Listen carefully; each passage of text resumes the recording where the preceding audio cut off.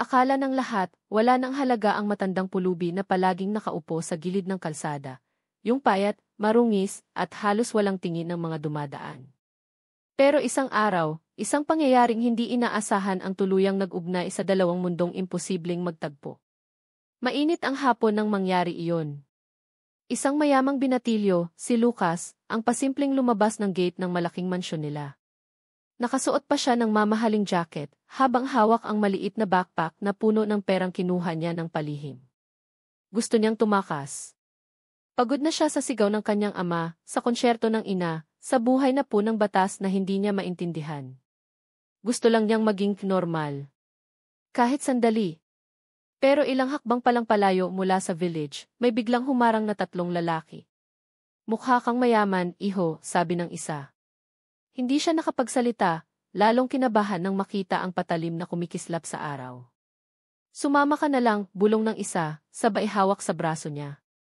Nanghina ang tuhod ni Lucas. Hindi niya alam kung sisigaw ba siya, tatakbo, o basta maninigas na lang. Pero bago pa sila makalayo, isang paos, mababa, ngunit matapang na boses ang umalingaw-ngaw. Tigilan niyo iyan!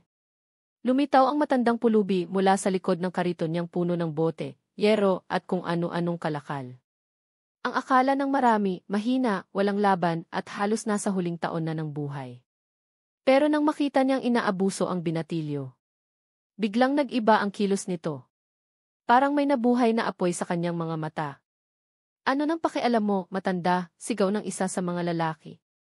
Hindi sumagot ang pulubi. Bagkus, mabilis niyang hinataw ang braso ng lalaking maihawak na patalim, gamit ang matigas na kahoy mula sa kariton. Nagulat ang lahat, pati si Lucas.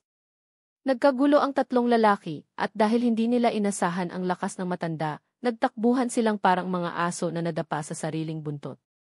Lumapit ang matanda sa binatilyo, hinihingal. Nasaktan ka ba?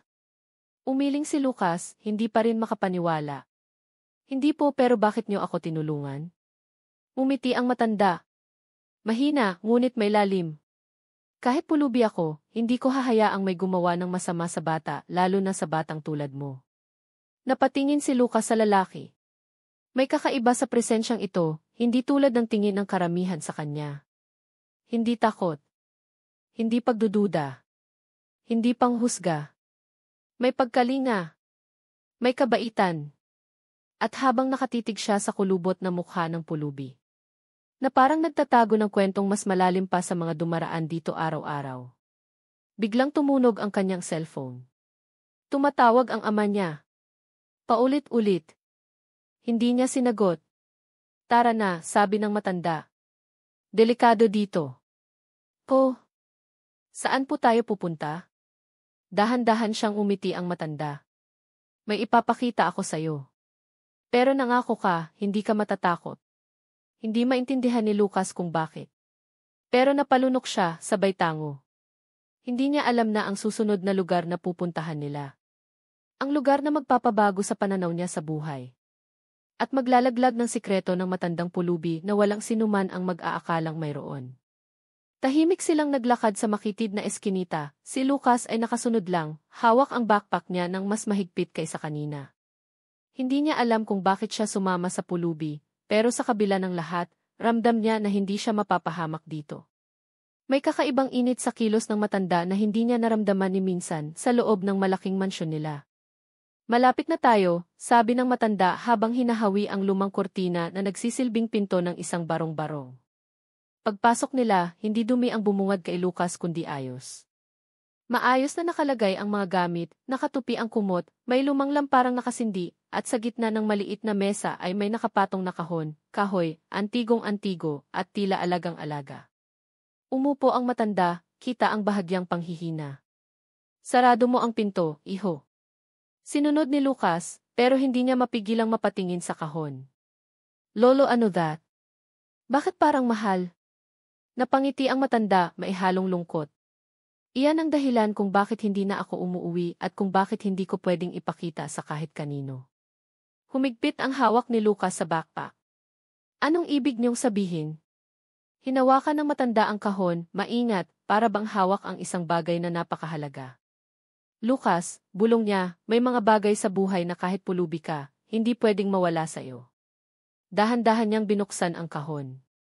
At nang bumukas ito, isang liwanag ang sumalubong kay Lucas, hindi literal na liwanag, kundi liwanag ng mamahaling bagay na kumikintab kahit sa dilim. Isang golden military pin, may nakaukit na pangalan. Tumingin si Lucas, nagtataka. Lolo, ano to?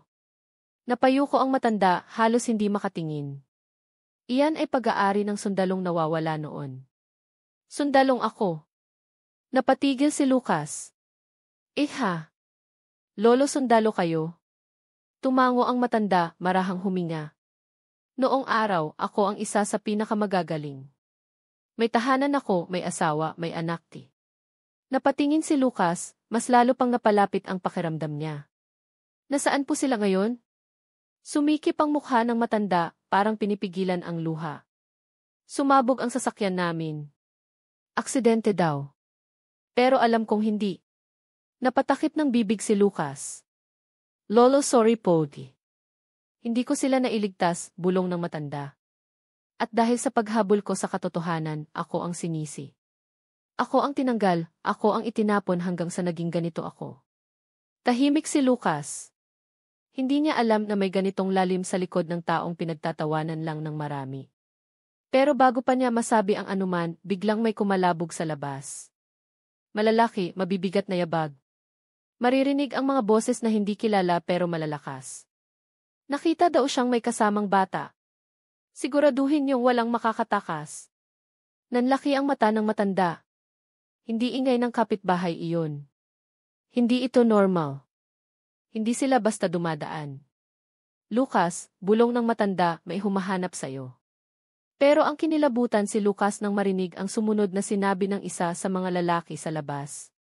Sabihin niyo sa ama ng binatilyo, mahahanap din natin yang matandang sundalong traidor na tinatago niya. Parang huminto ang mundo ni Lucas. Tinatago? Lolo, kayo ang hinahanap nila? Pero bakit kasama pangalan ng papa ko? At doon. Unang beses na hindi nakatago ang takot sa mata ng matandang pulubi. Ihoti. Mahina pero malinaw. Matagal ko nang alam. Matagal ka nang nasa panganib. Napamulagat si Angelo, hindi makapaniwala sa narinig niya mula sa matandang pulubi. Tumigil siya sa paglakad at dahan-dahang bumaling kay Mang Eloy na nakaluhod pa rin sa gilid ng kalsada habang pilit pinapaliwanag ang nangyari noon. Ang ibig niyo pong sabihin kayo ang nagligtas sa akin, halos pabulong na tanong ni Angelo, pero nanginginig ang boses niya. Tumango si Mang Eloy, bahagyang nakayuko. Anak, ikaw yon. Yung batang muntik ko nang hindi maabutan.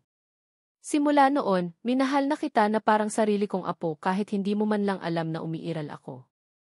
Hindi agad nakapagsalita si Angelo. Ramdam niya ang pagbigat ng dibdib niya, parang may kung anong lumuwag at sabay na kumirot sa loob.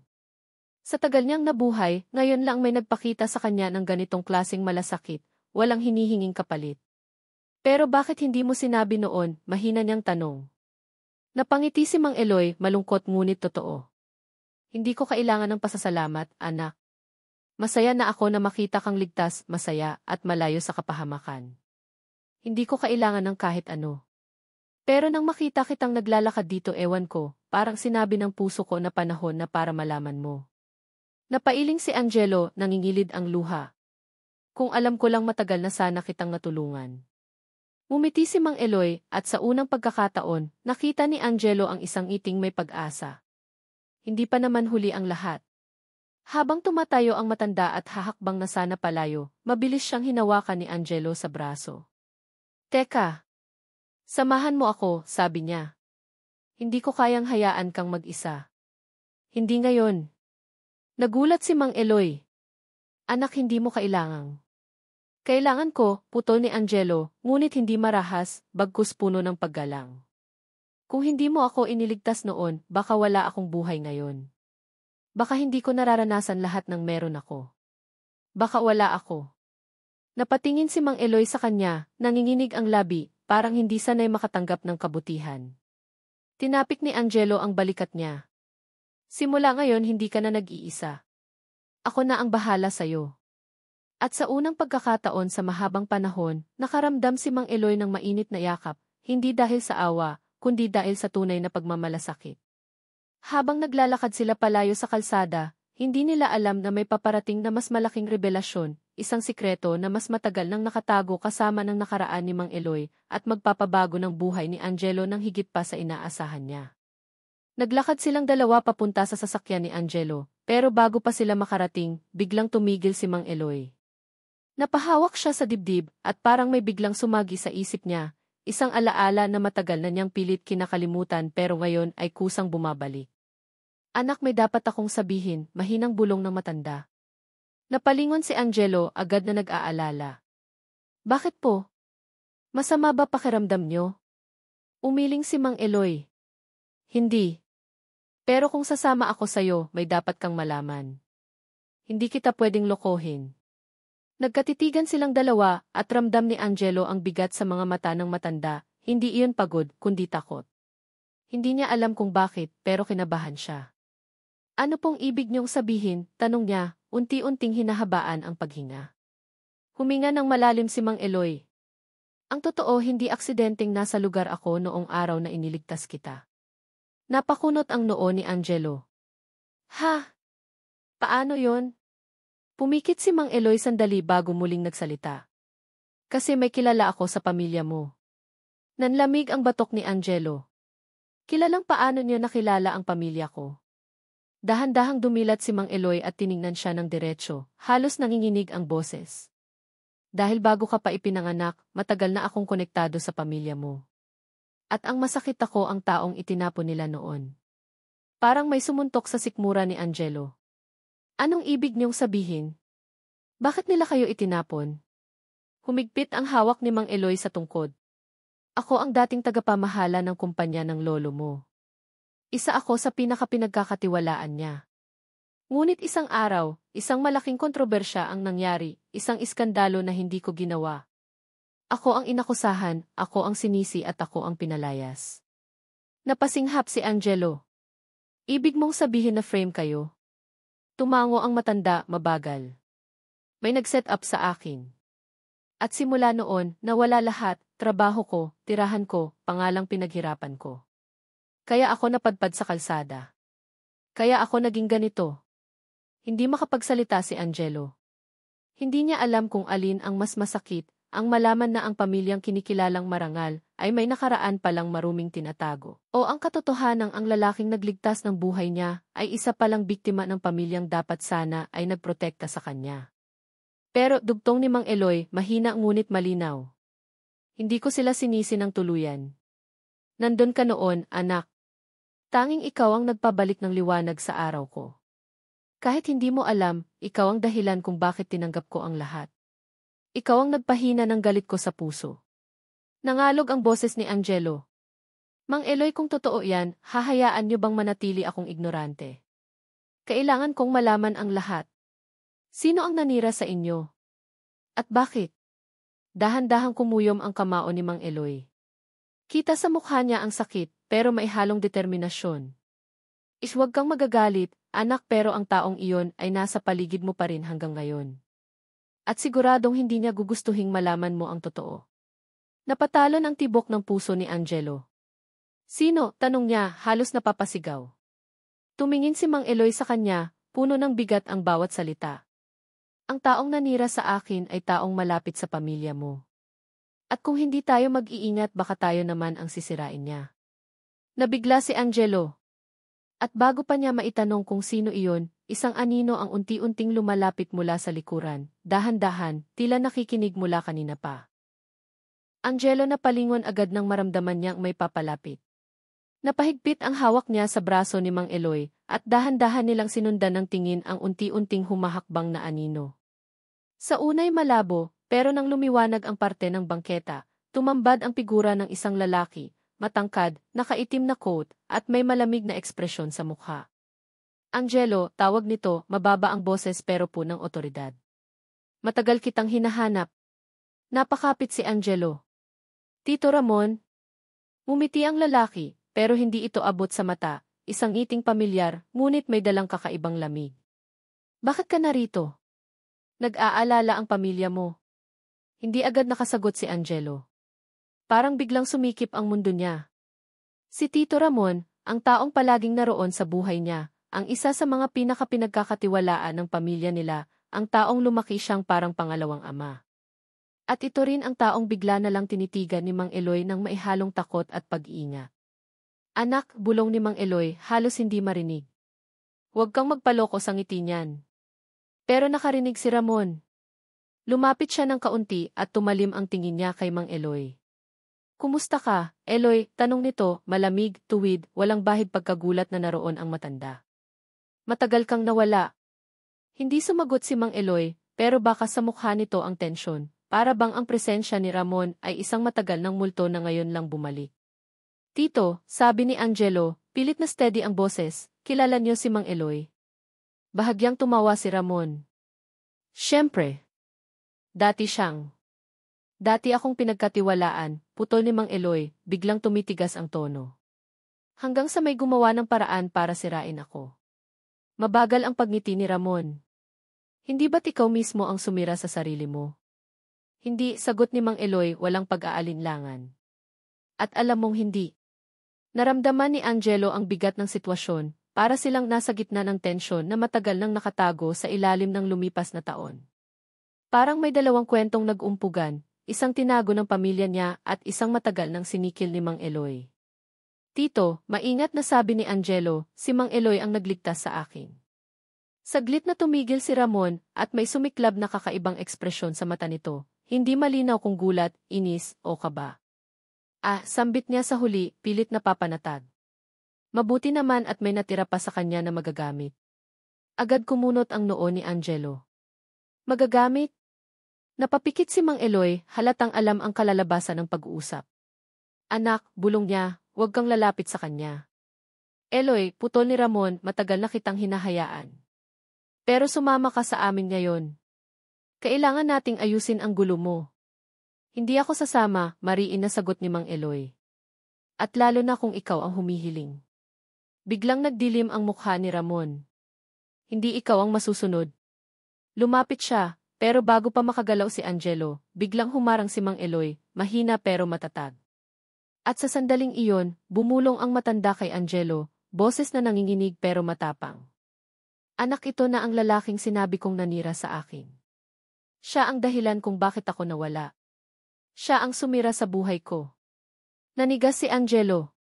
Si Tito Ramon, ang taong pinagkatiwalaan niya buong buhay niya. Angelo, malamig na sabi ni Ramon, halika sa akin. Huwag kang makinig sa kanya.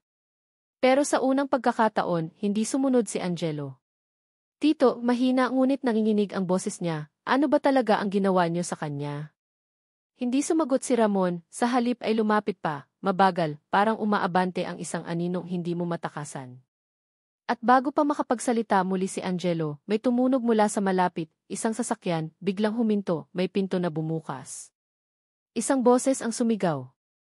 Sir Angelo! Umuwi na po kayo, nasa panganib kayo. Napatalon ang puso ni Angelo. May paparating. At hindi malinaw kung kakampi o panibagong panganib. Isang lalaking nakaitim na suit ang mabilis na bumaba mula sa ST, nakakahinto lang sa gilid ng kalsada. Hingal, taranta, pero may matinding determinasyon sa kilos. Sir Angelo, sigaw niya habang tumatakbo palapit. Sumama na po kayo, may utos ang inyong ama. Delikado kayo rito. Biglang sumiklab ang tensyon sa pagitan nilang tatlo. Napaatras si Angelo, hindi dahil sa takot sa bagong dating, kundi dahil hindi na niya alam kung sino pa ba ang dapat niyang paniwalaan. Tite, napailing si Ramon, halatang nabadtrip. Pinapunta ka pa talaga nila. Akala ko kaya ko nang ayusin ito ng tahimik. Huminto ang lalaki mula sa SDU at humarang sa pagitan ni Ramon at Angelo, tila handang makipagsagupaan. Sir Ramon, Anya, may utos ang ama ni Angelo na huwag kayong lalapit sa anak niya. Tumawa si Ramon, pagalit, mapanlait. Alam ba ng ama niya kung ano ang pinababayaan niyang mangyari? Alam ba niyang kasama ng anak niya ang taong muntik nang magpabagsak sa kumpanya namin? Nabigla si Angelo. Ano? Sinira niya ang kumpanya, sigaw ng lalaki mula sa SC. Pero sumagot si Mang Eloy, boses na mababa pero mabangis, parang naglalabas ng sugat na matagal nang nanahimik. Hindi ako ang nanira. Ako ang siniraan.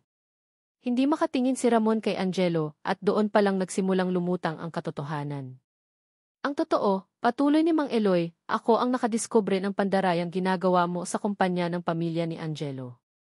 Ako dapat ang magsusumbong sa ama niya. Pero inunahan mo ako. Nanigas ang panga ni Ramon. Ikaw ang nag-utos na palabasing ako ang nagnakaw, sabi pa ni Mang Eloy. Ikaw ang nagpaalis sa akin. Ikaw ang dahilan kung bakit ako napunta sa kalye.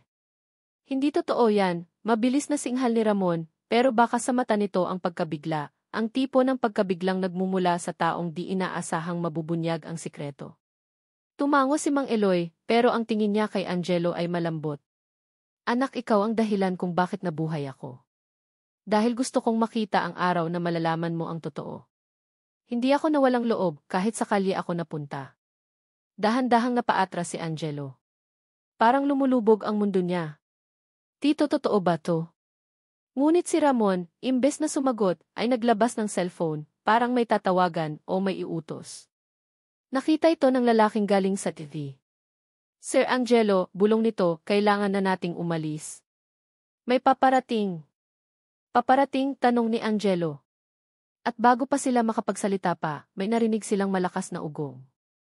Mula sa dulo ng kalsada, may dalawang motorsiklo ang mabilis na lumalapit, mga lalaking naka-helmet, nakaitim, at tila walang balak magnis.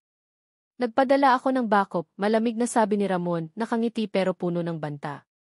Kung hindi kayo sasama ngayon, pipilitin ko na. Hinila ng lalaki mula sa si Angelo. Sir, ngayon na. Pero hindi makagalaw si Angelo. Dahil bago siya mailayo, hinawakan ni Mang Eloy ng mariin ang braso niya. Anak, makinig ka. Tumingin si Angelo sa kanya, at ang mga mata ni Mang Eloy ay puno ng takot, pagmamadali at isang lihim na hindi pa nasasabi. May isang bagay na kailangan mong malaman, bulong niya, halos wala ng boses dahil sa kaba. Ang tunay na dahilan kung bakit ako pinag-initan ng Tito Moody. Huminga ng malalim si Mang Eloy, at sa unang pagkakataon mula nang magkita sila, tumulo ang luha sa mata ng matanda. Ay dahil may alam ako tungkol sa pamilya mo na hindi mo pa naririnig, isang sikreto na matagal na nilang itinatago sa'yo. At bago pa niya maituloy, pumalapit ang mga motorsiklo, mabilis, parang handa ng sumalakay. Bumuwal ang hangin nang dumaan ang dalawang motorsiklo sa mismong tabi nila, mabilis, mabigat ang ugong, at halatang hindi basta-bastang rider lang. Halos sabay silang tatlo na paatras, habang si Ramon ay bahagyang umisi, para bang eksaktong ito ang hinihintay niya. Wala nang atrasan, malamig niyang sabi. Hinila ng lalaki mula sa si Angelo. Sir, kailangan nating ilayo si Mang Eloy. Hindi sila pwedeng lumapit sa inyo. Pero bago makagalaw si Angelo, muli siyang hinawakan ni Mang Eloy, mas mahigpit ngayon, desperado. Anak, pakinggan mo ako, sabi ng matanda, hingal, nanginginig. Ang sikreto na tinatago nila sa'yo ay tungkol sa tunay mong pagkatao. Napalunok si Angelo. Ano nang? Isang putok. Hindi mula sa baril, mula sa tambutso ng motorsiklo na biglang humarurot paabante. Isa sa mga rider ang tumalon mula sa motor, sinubukang sunggaban si Mang Eloy. Elooy, sigaw ni Ramon, tila takot na baka makalabas pa ang matanda ng mas maraming katotohanan. Pero mabilis si Mang Eloy, kahit payat at mahina. Napaatras siya, at sa isang iglap, hinila niya si Angelo palayo, ginawang panangga ang sariling katawan. Takbo, sigaw niya. Gumalaw ang adrenalina ni Angelo. Hinatak niya si Mang Eloy, pero sinagot siya ng matandang halos humihingal na. Hindi. Makinig ka muna, kailangan mong malaman to bago nila tayo kunin. Lumapit ang rider, may hawak ng metal rod, nakaamba. Rumesbak ang lalaki mula sa FE, humarang, at nakipagbanggaan sa rider. Nagkasuntukan. Mabigat, magaspang, barumbado. Habang nagsasagupaan sila, tumingin si Angelo kay Mang Eloy, kinakabahan, nalilito, ngunit determinadong marinig ang katotohanan. Sabihin niyo na, Mang Eloy, bulong niya. Ano ba talaga ang tinatago nila sa akin? Napasinghap ang matanda, parang pinipilit ang sarili na isalpak sa iisang salita ang lihim na pinasa niya ng lampas isang dekada. Angelo, ang tatay mo ay hindi mo totoong ama. Tumigil ang tibok ng puso ni Angelo ng ilang segundo. Halos pabulong niya. At habang papalapit ang ikalawang rider, hawak ang parang baton, napapikit si Mang Eloy at nagpatuloy. Anak, ikaw ay. Pero bago niya masabi ang huling salita, isang malakas na suntok ang tumama sa likod ni Mang Eloy. Napaatras ang matanda na pabitaw kay Angelo. Mang Eloy, sigaw ni Angelo habang sinubukan siyang abutin. Ngunit mabilis na sinunggaban ng rider si Mang Eloy, parang aso na nakahuli ng tupa at hinila ito palapit. Raymond, sigaw ng rider, mukhang tauhan ni Ramon. Ano gagawin natin dito? Nakangising lumapit si Ramon, mabagal, parang nagtatamasa ng tagumpay. Dalhin niyo. Bago siya makapagsabi ng kahit ano pa. Nagpupumigla si Mang Eloy, pilit na inaabot si Angelo. Anak, makinig ka sakin. Hanapin mo. Isang malakas na tulak ang sinarado sa bibig niya. Napayuko ang matanda, halos mawalan ng malay. Huwag, sigaw ni Angelo, handa ng sumugod. Pero hinila siya ng lalaki mula sa dfi. Sir! Huwag! Iyon ang gusto nila. Kailangan nating makaalis. Ngayon na. Hindi ko siya iiwan. Sir Angelo, mamamatay kayo rito. Nagkasalubong ang kanilang mga mata, si Angelo, puno ng luha, galit at desperasyon, at ang tauhan ng pamilya nila, puno ng takot at tungkuling hindi niya pwedeng baliwalain. Kung mahuli kayo, bulong nito tapos ang lahat. At sa likod nila, si Ramon ay nakatingin kay Angelo, hindi galit kundi parang may pinipigil or may kinatatakutan. Angelo, sabi ni Ramon, mababa, halos pabulong pero malinaw, huwag kang lumapit. Hindi mo alam kung ano ang maaari mong madiskubre. At sa unang pagkakataon, may tremor sa boses ni Ramon, kaba o takot na baka malaman ni Angelo ang totoo. Dumaloy ang dugo sa kamao ni Angelo, habang pinagmamasdan si Mang Eloy na isinasakay sa motorsiklo. Hirap huminga, nanginginig, ngunit may isang tingin na ipinabaon niya kay Angelo. Tapos na akong tumakas. Ikaw na ang bahala dito. At nang i-start ng mga rider ang motor. Sir, ngayon na, sigaw ng tauhan, hawak ang braso ni Angelo, hinihila papasok sa dfi. At doon nagpa siya si Angelo. Hindi siya tatakbo. Hindi ngayon. Hindi habang hawak pa ng tito niya ang isang taong mahalaga sa kanya, at ang sagot sa tanong na gumugulo sa buong pagkatao niya. Kaya humawak siya sa pinto ng Effie. At tumingin ng diretsyo kay Ramon. Titod Anya, basag ang boses, pero matatag. Kapag sinaktan niyo si Mang Eloy, hinding-hindi ko na kayo mapapatawad. At ang sagot ni Ramon ay isang tingin na mahirap basahin, hindi niya malaman kung galit ba iyon o takot na marinig. Habang papahinto ang mga motorsiklo at papalayo ang matanda. Sir Angelo, sigaw ng tauhan. Hindi tayo ligtas. At may paparating na isa pang sasakyan sa dulo ng kalsada. Hindi nila alam kung kaaway o kakampi. Ang headlights ng paparating na sasakyan ay kumislap sa basang kalsada, parang dalawang matang nagmamasid mula sa dilim. Huminto ito ilang metro mula kina Angelo, mabagal, maingat, na para bang pinag-aaralan muna ang sitwasyon bago tuluyang lumabas. Sir, delikado to, bulong ng tauhan sa gilid ni Angelo. Hindi ko kilala ang plaka niyan. Tahimik ang paligid. Kahit ang mga rider na dumampot kay Mang Eloy ay napalingon din, sandaling natigil, parang nag-aalangan kung tatarak ba sila o tatakas. Pumihit ang pinto ng kotse. At mula roon, lumabas ang isang babaeng nasa late 40, naka-eleganting dark coat, ay hawak na payong at nakasuot ng salamin. Malinis, matapang ang tindig, pero ang presensya ay kaiba, may otoridad na hindi kailangang isigaw. Halos sabay na napatigil sina Angelo at Ramon. Kayo, bulong ni Ramon, at sa unang pagkakataon mula nang magkita sila, may takot sa boses niya. Hindi pagkabigla. Takot. Ngumiti ang babae, hindi malaki, pero sapat para maparamdam ang kapangyarihang dala niya. Magandang gabi, Ramon, Anya, malamig na parang yelo, pero magaan na parang sanay sa ganitong tensyon. Mukhang abala ka. Halos mapaatras si Ramon. Wala kang karapatang. Tama na, putol niya, mabilis, diretsyo. Alam nating pareho na lumampas ka na sa dapat mong pinapakialaman. Tumingin si Angelo sa babae, naguguluhan. Sino po kayo? Dahan-dahang lumapit ang babae, ang tingin niya kay Angelo ay kalmado pero mailungkot at sikreto sa ilalim nito. Ako ang dapat nakausap mo matagal na, Anya. At ako ang dahilan kung bakit maraming bagay ang itinago sa'yo. Halos madurog ang puso ni Angelo sa bigat ng salita. Anong ibig niyo pong sabihin? Sa kabilang banda, nakita ni Ramon ang mga rider na handa nang umalis dala si Mang Eloy. Kahit tensyonado, sumigaw siya. Dalhin niyo na si Eloy. Huwag kayong titigil hanggat. Pero hindi niya natapos. Isang malakas na putok ng busina mula sa kotse ng babae ang nagpatigil sa lahat. Pagkatapos, may lumabas pang dalawang lalaking nakasuit mula sa likuran ng sasakyan, pero hindi tulad ng tauhan ni Ramon. Mga trained. Mga tahimik. At kitang-kitang takot ang tumama sa mga rider. Kung ako sa inyo, anang babae, ibababa niyo ang matanda. Ngayon na. Hindi mo kami inuutusan, sagot ng rider, pero nanginginig. Tumingin siya kay Ramon, naghihintay ng utos. Pero si Ramon nakatitig lang sa babae, namumutla. Ramon, sabi ng babae, mababa ang tono, kapag itinuloy mo yan hindi ako mag-aatubiling buksan ang mga dokumentong hawak ko. Doon nanlaki ang mata ni Ramon. Huwag, bulong niya, halos nagmamakaawa. Kung ganon, tugon ng babae, ibaba mo ang tauhan mo. Napalunok si Ramon. Ilang segundo siyang nakatigil.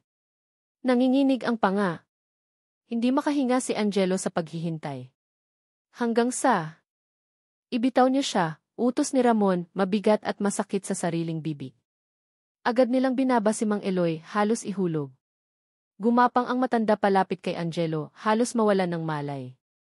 Mang Eloy, mabilis na sinalo ni Angelo ang matanda. Huminga ng malalim ang babae at lumapit sa kanila.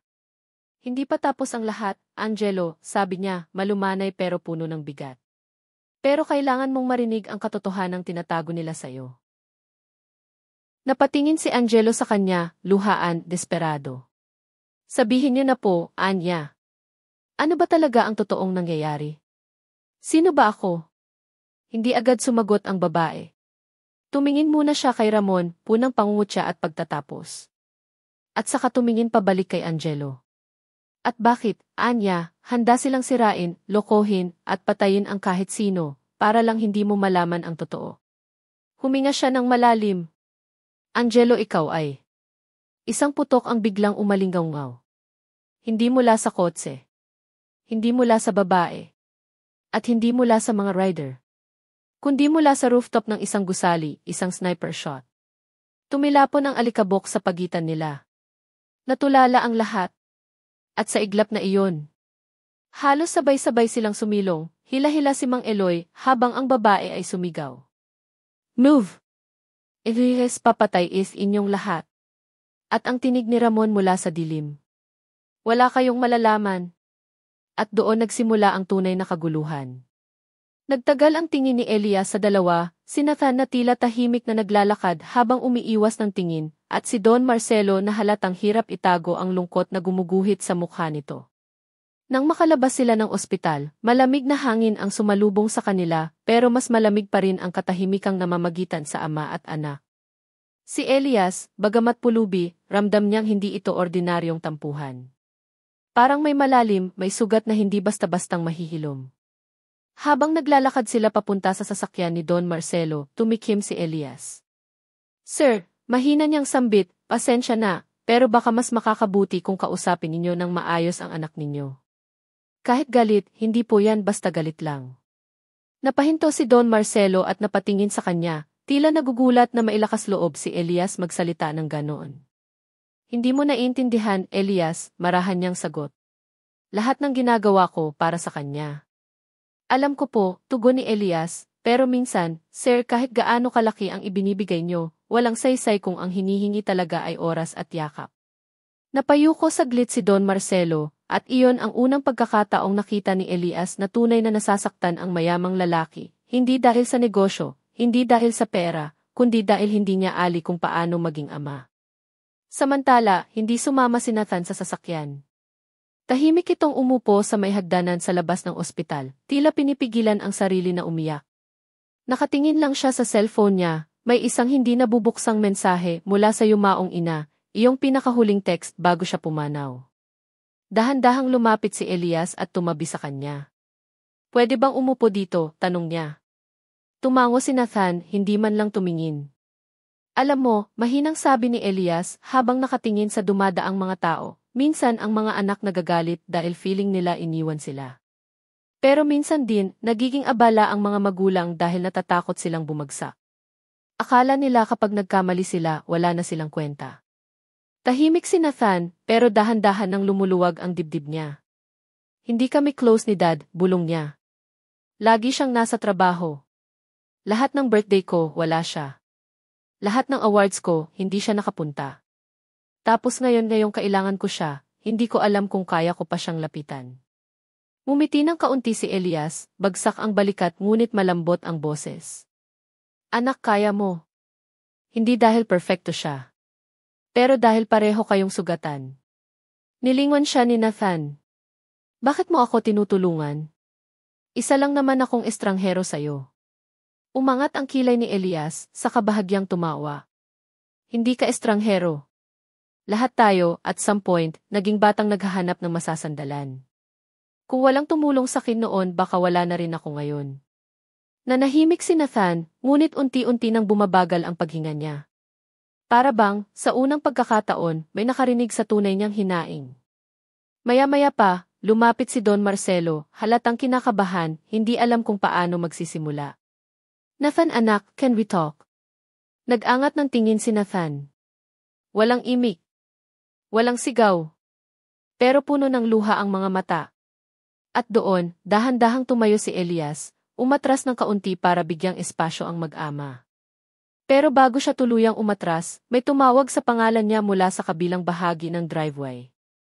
Elias, isang pamilyar na boses, malamig, nanginginig, halos hindi makapaniwala. Napalingon si Elias. At nanlaki ang mga mata niya. Dahan-dahang lumapit ang isang babaeng nakasuot ng mamahaling coat, hawak ang cellphone at nakatitig sa kanya na parang nakakita ng multo. Elias, ikaw nga ba, bulong nito. Ako to see. At doon, biglang bumilis ang tibok ng puso ni Elias. Hindi niya inasahan, hindi niya pinangarap pero ngayon. Ang taong akala niyang matagal nang nawala sa mundo niya. Nakatayo sa harap niya. Nanigas si Elias sa kinatatayuan niya. Para siyang binuhusan ng yelo nang tuluyan niyang makilala ang babae. Hindi siya pwedeng magkamali, iyon ang tinig na ilang taon niyang pilit kinakalimutan, ang mukha na hindi niya inakalang muli niyang masisilayan. Lucia, halos pabulong niyang sambit pero sapat para marinig ito ng babae. Napakurap si Lucia, pinipigil ang nag-aalab na luha sa mata. Elias. Diyos ko, ikaw nga. Akala ko patay ka na. Parang sumikip ang dibdib ni Elias. Napatingin siya sa maruruming suot, tuyong putik sa lailayan ng pantalon at basag-basag na tsinelas. Samantalang si Lucia, ang dating kasama niyang maglakad ng nakahawak kamay sa palengke, ngayon ay mukhang isang executive, maayos ang buhok, mamahalin ang alahas, at mabango. Ako to, mahina niyang sagot, pero hindi ko alam kung dapat pa ba tayong magkamustahan. Umiling si Lucia, halos manginig ang labi. Elias, hinanap kita. Akala ko iniwan mo ako. Hindi ko alam na, napahinto siya, tumingin sa paligid, sa ospital, sa sasakyan ni Don Marcelo, at kay Nathan na nakatulala sa kanila. Hindi ko alam na ganito ang sinapit mo. Mabilis na kumaway si Nathan at Don Marcelo, parang naintindihan na dapat silang umatras at hindi makialam. Pero habang papalayo sila, pareho silang napapalingon, nakikita ang tensyon, ang kirot, at ang hindi pa nasasabing mga sikreto. Huminga ng malalim si Elias. Lucia, bakit ka nandito? Bakit ngayon? Saglit na tumingin si Lucia sa lupa bago sumagot. May kailangan akong ipaliwanag sa'yo. Matagal na. Noon pa. Pero napatingin siya diretso sa mga mata ni Elias. Hindi na ako sigurado kung kaya mo pa kong pakinggan. Tahimik na tumango si Elias. CJ. Sabihin mo. Pero bago pa siya makapagsalita, isang batang babae ang lumitaw mula sa likuran ng kotse. Mga 6 o 7 taong gulang, may hawak na maliit na backpack, curly hair, at nakaunat ang mata sa gulat. Mommy, tawag nito, sabay tug sa coat ni Lucia. Mommy, sino yung lalaking yan? Bakit umiiyak ka? Parang binagsakan si Elias ng mundo. Ang salitang mommy at ang paraan ng paghawak ng bata sa kamay ni Lucia ay parang patalim na dahan-dahang lumulubog sa dibdib niya. Lumunok si Elias. Lucia, yan ba ang anak mo? Hindi agad sumagot si Lucia. Sa halip, lumuhod siya sa tabi ng bata at hinawakan ito sa balikat, pero hindi inaalis ang tingin kay Elias. Elena, marahan niyang sabi sa bata, anak, may gusto akong ipakilala sa iyo. Pagharap niya kay Elias, namutla ang mukha niya. Elias, siya si Elena. Dahan-daha ang lumapit ang bata sa kanya, inosente ang mga mata, walang kamalay-malay sa bigat na dumadagundong sa paligid nila. Hello po, masigla nitong sabi, ako si Elena. Ngumiti si Elias, pilit ngunit magaan, hanggang sa mapansin niya ang isang bagay na nagpahinto sa mundo niya. Sa gitna ng dibdib ng bata, nakasukbit ang isang lumang pendant. May gasgas, may bahagyang lamat, pero pamilyar. Sobrang pamilyar. Iyon ang pendant na ibinigay niya kay Lucia noong araw na nangakong hindi siya mawawala. At ngayon, nasa liig ng bata. Nanlaki ang mata ni Elias. Hindi siya makahinga. Lucia, tinig niya'y paos at nanginginig. Bakit nasa kanya ang kwintas ko? At doon, halos bumigay ang tuhod ni Lucia. Tumingin siya kay Elias, saka dahan-dahang tumitig kay Elena. Elias T. Nanlalamig ang boses niya.